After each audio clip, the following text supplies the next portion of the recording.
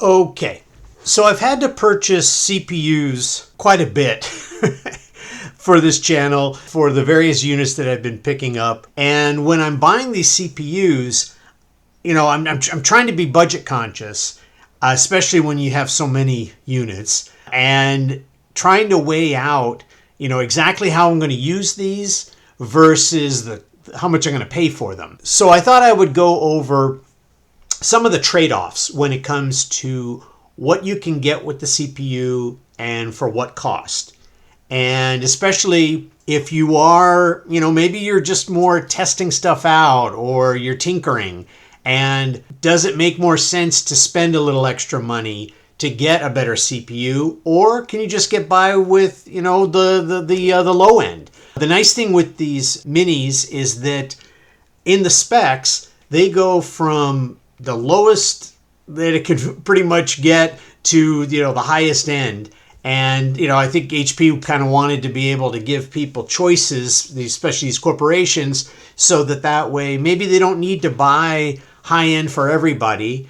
Maybe they need something very low end. Maybe this is for, a school or a library, and they don't need a super duper processor because it's really going to just act as just a glorified terminal anyway. So I thought I would look for CPUs that could be used in a G3. And of course, the G3 is nice in that you can do both 7th gen and 6th gen, but for this particular video, we're just going to focus on 7th gen. And then go for the G4 or G5. And again, with those, I think we'll just focus on 8th generation. What I thought I'd start with is the i3 7100T. And I got to this page by going onto Google and essentially typing in the name of the processor. And almost right away, the first thing that comes up is the listing for Intel.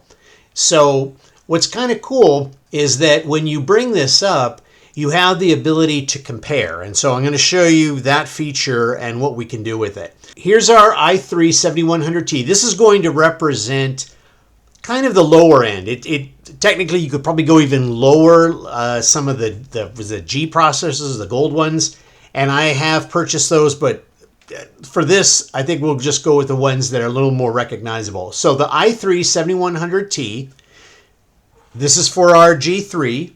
You'll see information on, cores and threads. You can even look for things like this hyper-threading, can it support Turbo, Optane, Intel, the virtualization. Then I thought what we could also do is look at what the going rate is for these CPUs on eBay. So, but before we get into as far as pricing, let's grab another processor, and so we can have something for our comparison. So in this case, we're going to go with the i5 7500T. Now this is kind of the real basic workhorse that pretty much if you get a G3 that's already set up, it's probably going to have a 7500T in it, i5.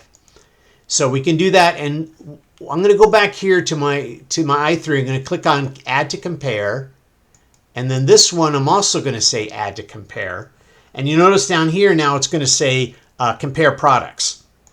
So we'll click on that, and we'll have them next to. Let's move them so that we started with i3, and here's i5, and let's add a third.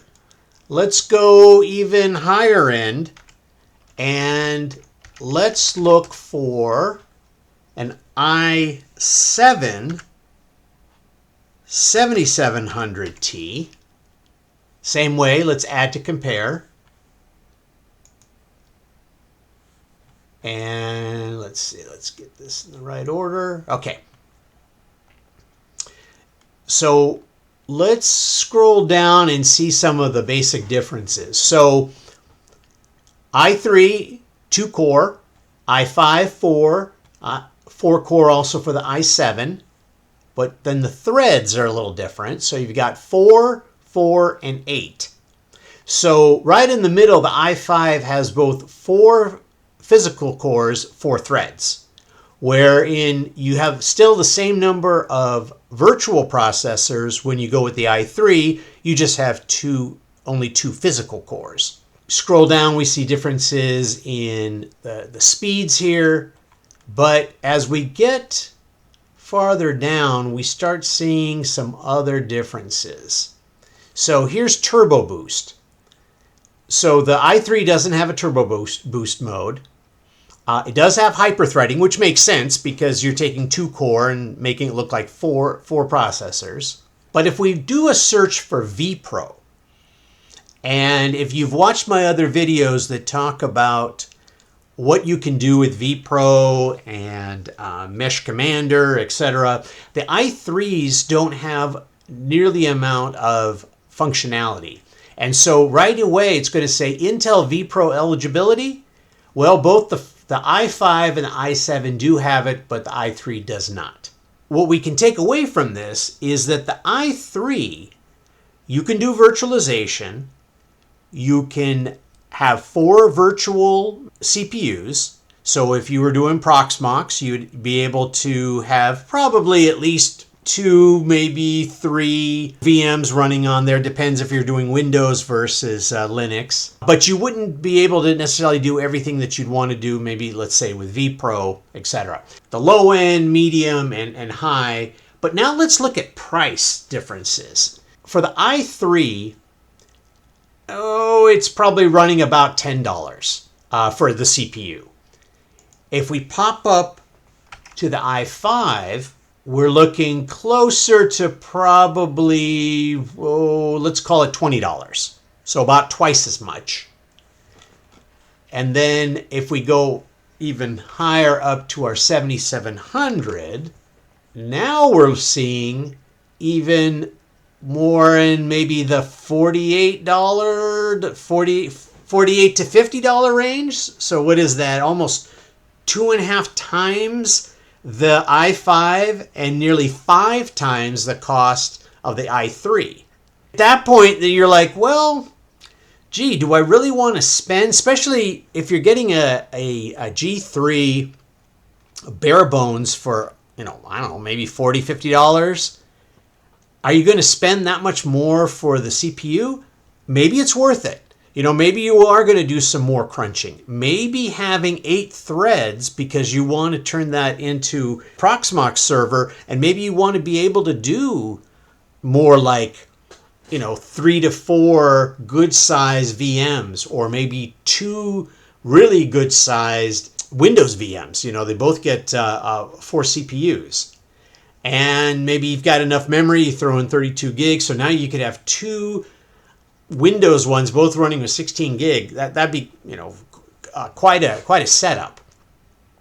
But is the price there? If you're doing, let's say you're setting up a NAS and you're going to be running TrueNAS, you may not want to spend all that money on the i7, and maybe you also want to deal with, the extra heat that it could be giving off and the power, etc. Where the i3, that's going to give you a virtual machine, and you could still give it pretty much all the CPU processing power, or even if you just gave it 3 virtual.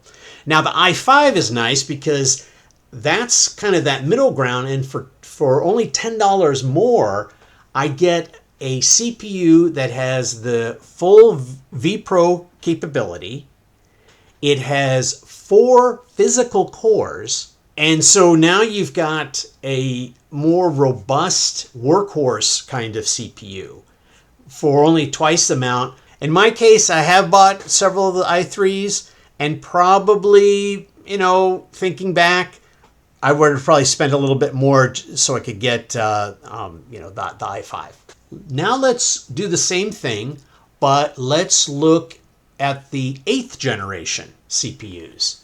We'll start the low end again. i3 8100T. This is a processor I have on several units.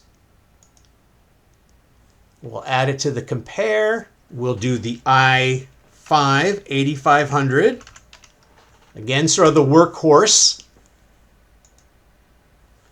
Add that to the compare. i7 i7 8700T.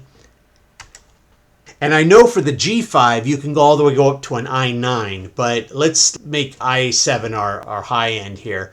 Add it to the compare products. All right, let's look to see what we've got here.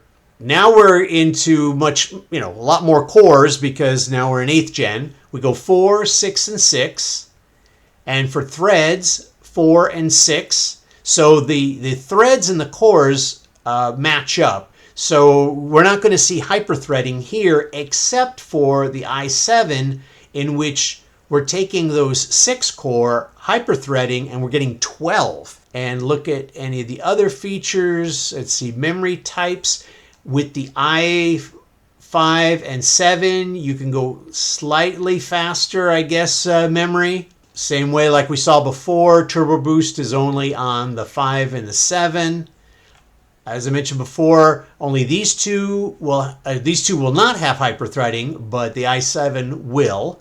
And you do have to make sure to remember to turn that on in the BIOS in order to get it. We're going to be able to do all of our virtualization, but when it comes to vPro, only the 5 and the 7 are available.